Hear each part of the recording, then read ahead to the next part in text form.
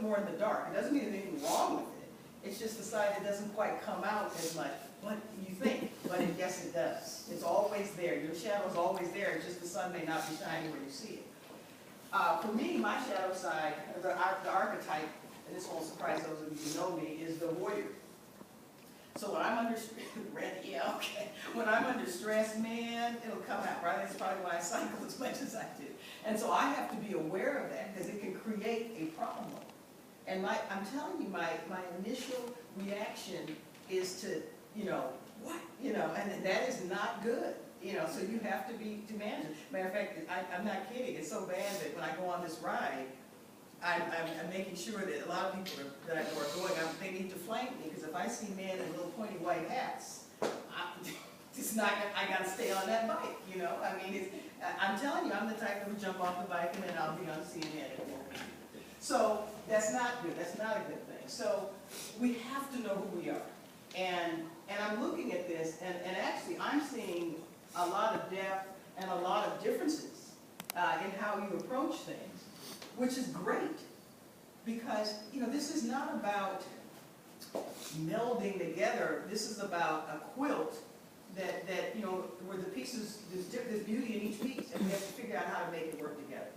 So any other comments about these stories? Anything that struck you as that surprised you? Yeah? No? Yeah, please.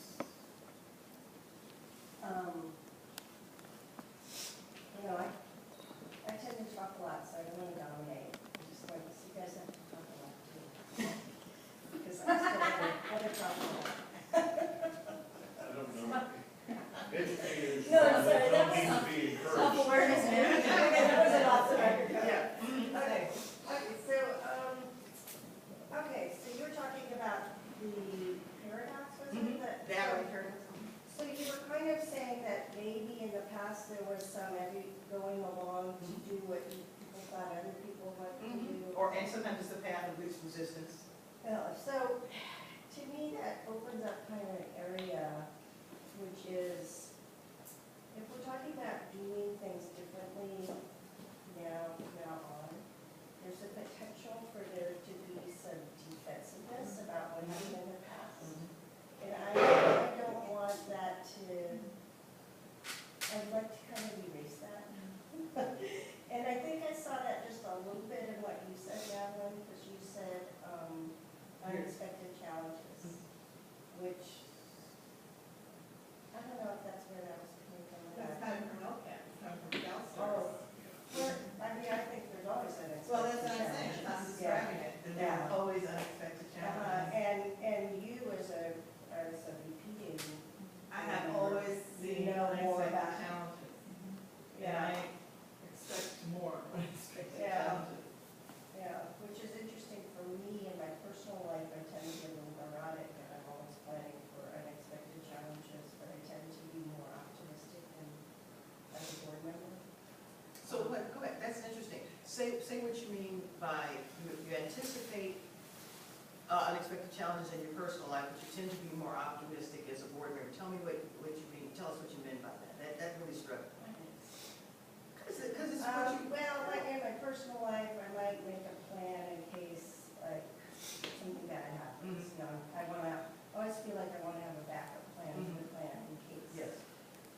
So that comes kind of from the point of view of things might not go right. But I don't think that way as a board member. I think more like we're going to do this, And perhaps in the background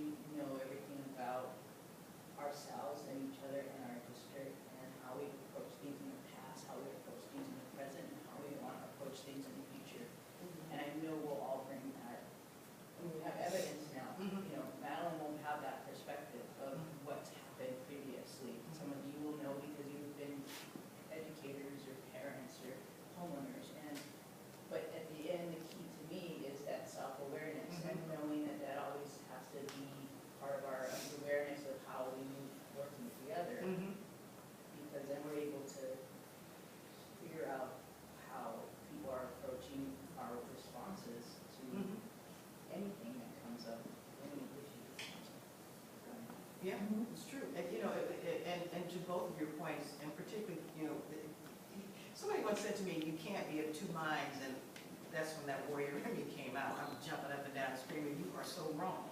Because you can hold competing thoughts at the same time. That's part of being human, right?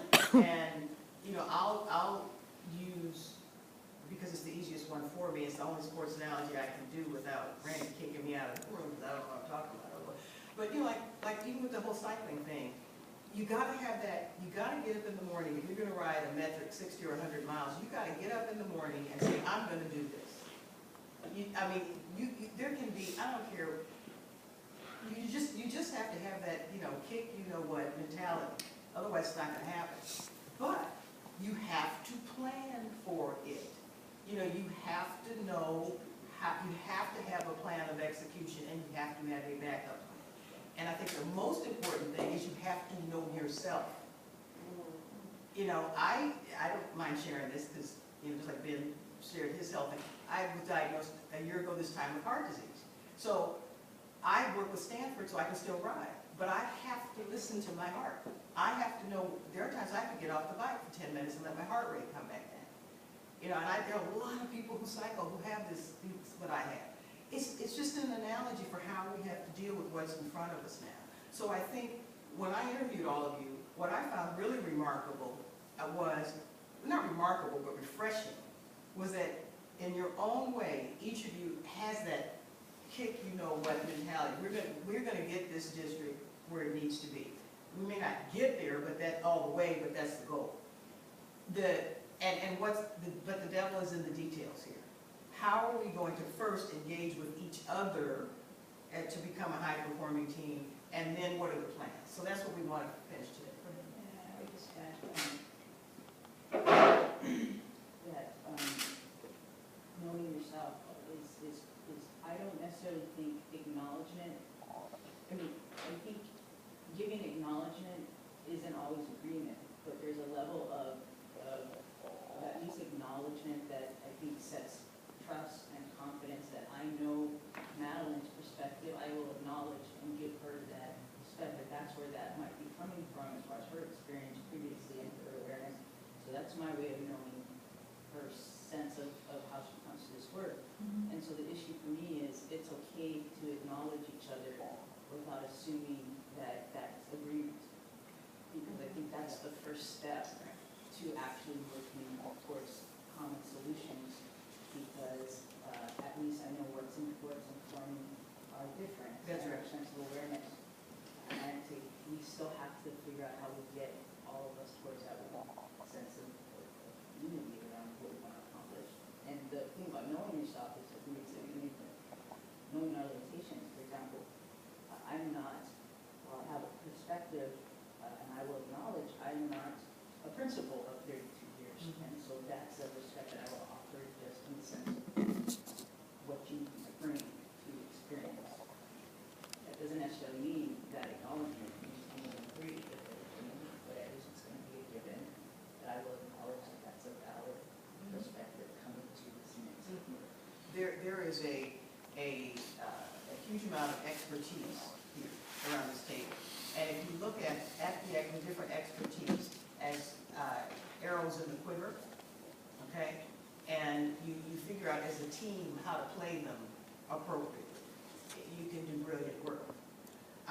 Where teams, high-performing, and I'm just assuming you all aspire to be a high-performing team. I mean, you're not, I'm going right now. I'm going to get on my bike, you know. But I know you do. So, but it's, and there's the secret, there's not one secret, but the essence of it is allowing for robust interaction, okay? The Buddhists believe that, you know, relationships are like